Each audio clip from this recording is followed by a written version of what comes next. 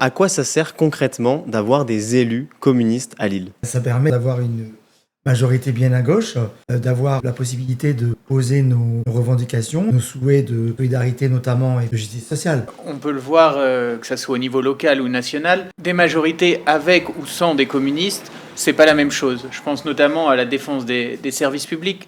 C'est toujours, lorsqu'il y a des communistes au pouvoir, que ce soit dans les assemblées locales ou même au gouvernement, qu'on a plutôt eu tendance à voir des extensions des services publics. Et c'est quoi, selon vous, la spécificité des élus communistes dans une majorité qui rassemble différentes forces de gauche? Notre ancrage en tant que communiste dans la société est beaucoup plus populaire, beaucoup plus proche des ouvriers, des employés que d'autres sensibilités politiques de gauche.